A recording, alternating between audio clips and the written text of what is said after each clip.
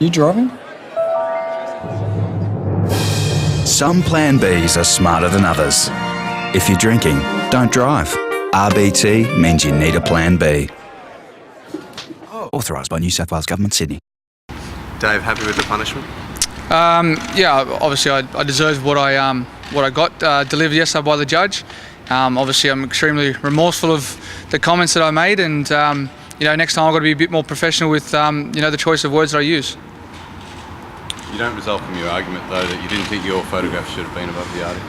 Yeah, correct. Obviously I felt strongly against that image being posted on the related article, and as I said, I shouldn't have come out and directed tweets at Malcolm as I did, and I apologise to all the people out there that follow me on Twitter and anyone that I offended with the language that I used. David, I suppose everyone wants to know what you were doing up at 4 a.m. in India.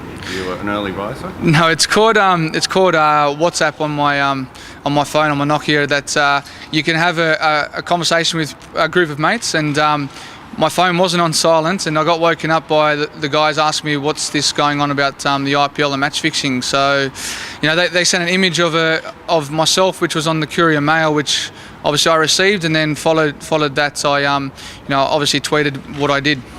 You're only unhappy with the photo. What about the text of the actual story?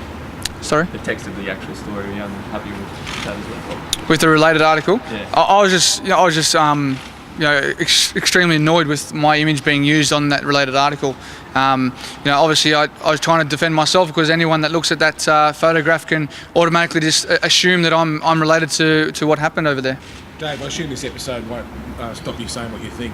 You're pretty outspoken generally. No, obviously what I said before, I've got to be a bit more professional with the choice of words that I use next time, and I'll keep speaking my mind and always have my opinion, and I'll always continue to try and defend myself in the right choice of words.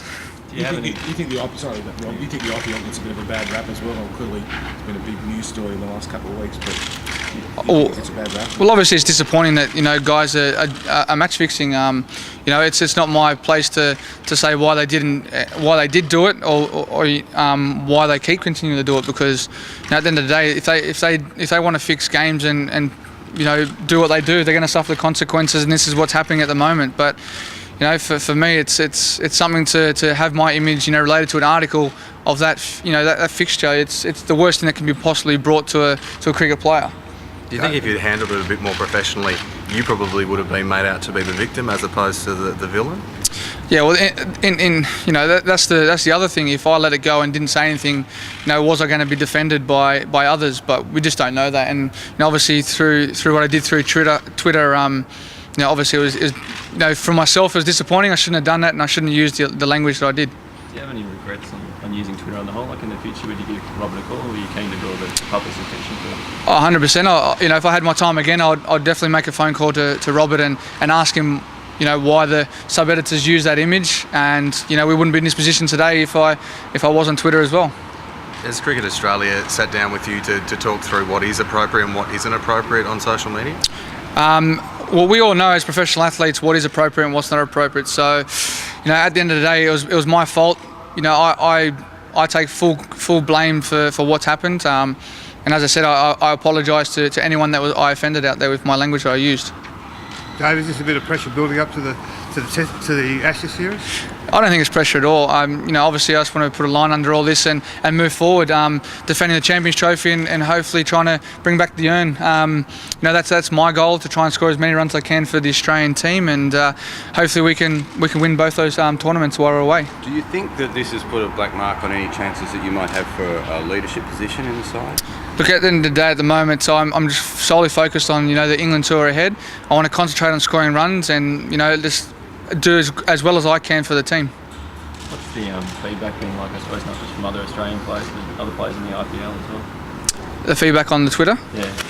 Well, some of the guys think it's comical, and some of the guys think it's it was disgraceful what I did. But at the end of the day, if I didn't use the language that I did, it might have went the other way. But at the end of the day, as I said, I apologise for the language I used, and if I offended anyone, I apologise. Do you feel that people in the media are being too critical of the Australian cricketers. That was one of the points that you made on Twitter.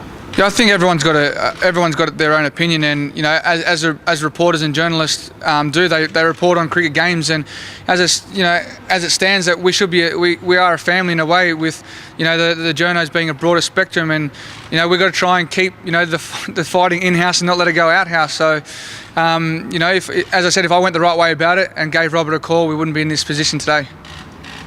Have you smoked the peace pipe with Robert and Mel? Have you made contact since you've been back? I have just sat down with Mel, and we had a good conversation, and we all just want this to blow over, and hopefully we can move on and look forward to England.